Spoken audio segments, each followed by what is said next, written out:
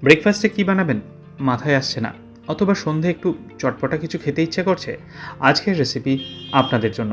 নমস্কার, কুইজিনিয়া চ্যানেলের পক্ষ থেকে সকলকে জানাই সাদর আমন্ত্রণ। আমাদের সবার চ্যানেল কুইজিনিয়াকে সাবস্ক্রাইব করে পাশে থাকা বেল বাটন আর অল আইকন প্রেস করে রাখলেই সব নতুন ভিডিও নোটিফিকেশন আপলোড হওয়া মাত্র আপনাদের কাছে পৌঁছে যাবে। কখনো কখনো ব্রেকফাস্টে একটু অন্যরকম খেতে ইচ্ছে করে, তার জন্য আজকের রেসিপি আদর্শ। অথবা সন্ধ্যেবেলা বাড়িতে গেস্ট আসছে, কিংবা বাড়িতে বাচ্চার জন্য বানাতে ইচ্ছে করছে অন্য কিছু, আজকের রেসিপি আপনাদের জন্য। আসুন দেখে নেওয়া যাক আজকের এই দারুণ টেস্টি রেসিপি। 1 কাপ পরিমাণ কড়াইশুঁটি আমরা একটা মিক্সি জারের মধ্যে নিয়ে নিয়েছি। এবার তাতে আমরা দিচ্ছি একটা কাঁচা লঙ্কা, তার সাথে দিচ্ছি 1/4 টিস্পুন ভাজা মশলা। এই রেসিপি লিঙ্কটা ডেসক্রিপশন বক্সে দেওয়া আছে, আপনারা চাইলে চেক করে নিতে পারেন। দিয়ে দিলাম 1 ইঞ্চি পরিমাণ আদার টুকরো। জল ছাড়া এটাকে কিন্তু আমরা পেস্ট করছি, একটু দানা দানা রাখা অবস্থায় কিন্তু এটাকে আমরা পেস্ট করে নিয়েছি।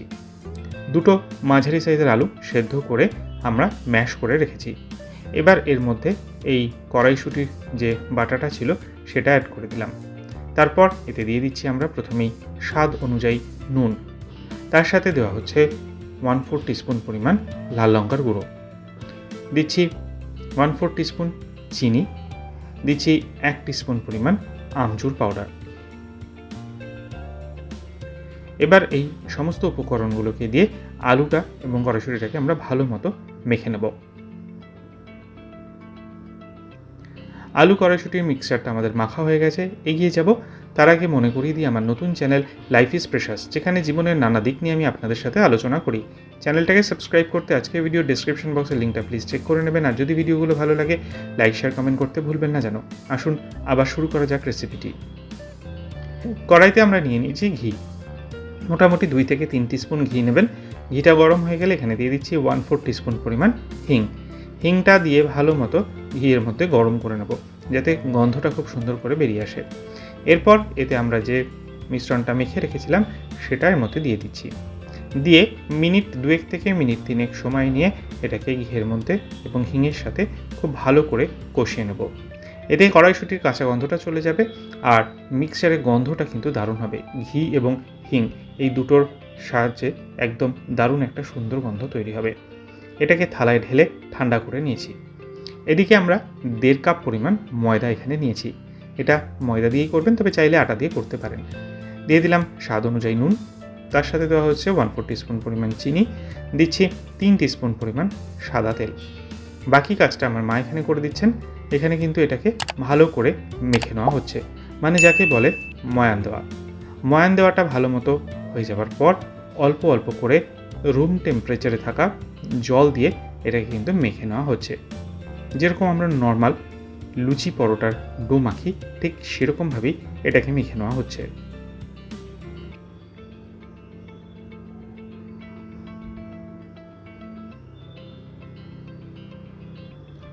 এটা কিন্তু এখন দেখুন প্রায় হয়ে এসছে অনেকটা, আর কিছুক্ষণ মাখার পরেই এটা কিন্তু ঠিক এই রকম তৈরি হয়ে গেল। এবার মা এখান থেকে ছোট ছোট সাইজের লেচি কেটে নিচ্ছে। এখান থেকে মোট 12টা ছোট সাইজের লেচি কিন্তু কাটা হয়েছে। যে 1.5 কাপ পরিমাণ ময়দা নেওয়া হয়েছিল তার থেকে মোট 12খানা এখানে লেচি এরকম সাইজের কেটে নেওয়া হয়েছে। 12টা লেচি কাটা কমপ্লিট। এবার মা এটাকে বেলে দেবে। তো বেলার জন্য কিছুই ইউজ করা হয়নি, নর্মাল এমনিতেই আমরা এটাকে বেলে নিচ্ছি। একটু বড় করে বেলে নেওয়ার চেষ্টা করবেন, আর জিনিসটা যেন একটু পাতলা হয়। ঠিক এরকমভাবে এটাকে কিন্তু আমাদের বেলা হয়ে গেল। বাকি ফিনিশিংটা আমি করে দিচ্ছি। এখানে আমরা অর্ধেকটা জায়গার মধ্যে যে পুরটা বানিয়ে রেখেছিলাম সেটাকে দিয়ে দিলাম, আর তারপর এটাকে আমরা সেমি সার্কুলার, যেরকম হাফ চাঁদের মতো সেরকমভাবে এটাকে মুড়ে দিচ্ছি। আর মুড়ার পরে ধারগুলো একটু আমি হাত দিয়ে আটকে দিচ্ছি। চাইলে আপনারা জল ব্যবহার করেও এটাকে করতে পারেন, আমি করিনি। আর তারপর এটাকে হাতের মধ্যে নিয়ে, এটা যেরকম আমরা পুলি পিঠে করি, দুধ পুলি, তো সেরকমভাবেই এর সাইডগুলোকে আমি কিন্তু আটকে দিচ্ছি। ঠিক যেরকমভাবে আমরা পুলিতে করি ঠিক সেরকমভাবে মুড়ে মুড়ে এরকমভাবে দিচ্ছি, যাতে এটা ভাজার সময় খুলে না যায়।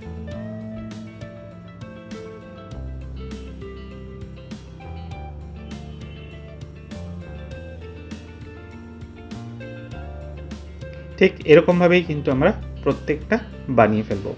এখানে দেখতেই পাচ্ছেন এরকমভাবে আমরা এটাকে শেপ দিয়ে নিয়েছি। এবার কড়াইতে দিয়ে দিয়েছি তেল। সাদা তেল গরম হয়ে যাওয়ার পর আমরা এখানে এগুলোকে দিয়ে দিলাম, আর দিয়ে এপিট ওপিট করে লালচে হওয়া পর্যন্ত মিনিট 2 থেকে 3 সময় নিয়ে এগুলোকে আমরা ভেজে নেব। এক পিঠ হয়ে গেলে আরেক পিঠ এরকমভাবে উল্টে ভেজে নেওয়া হচ্ছে। এগুলোকে আপনারা পরিবেশন করতে পারেন সসের সাথে, অথবা গ্রিন চাটনি, পুদিনা যেটা হয় সেটা দিয়ে, ধনেপাতার চাটনি, যে কোনো ধরনের জিনিস দিয়ে ডিপ দিয়ে আপনারা, বা শুধু মেয়োনিজ দিয়েও কিন্তু এটাকে আপনারা দিতে পারেন। এগুলো ভাজা হয়ে গেছে, তেল থেকে তুলে নিলাম, বাকি সবকটা একইভাবে ভেজে নিলাম। বাড়িতে বানিয়ে খেয়ে কমেন্টে জানান কেমন লাগলো, আর যদি ভালো লেগে থাকে বরাবরের মতো লাইক এবং শেয়ার করতে ভুলবেন না যেন। যারা এখনও চ্যানেল কুইজিনেকে সাবস্ক্রাইব করেনি, অনুরোধ করবো চ্যানেলটাকে সাবস্ক্রাইব করে এই পরিবারের সদস্য হয়ে যাওয়ার জন্য। লাইফ ইজ প্রেশাস, গল্পে শেখালেকাল চ্যানেল দুটিকে সাবস্ক্রাইব করতে আজকে ভিডিও ডিসক্রিপশন বক্সের লিঙ্কটা প্লিজ চেক করে নেবেন। সবাই ভালো থাকবেন, সুস্থ থাকবেন, দেখা হবে পরের রেসিপি নিয়ে। আজ এই পর্যন্তই, নমস্কার।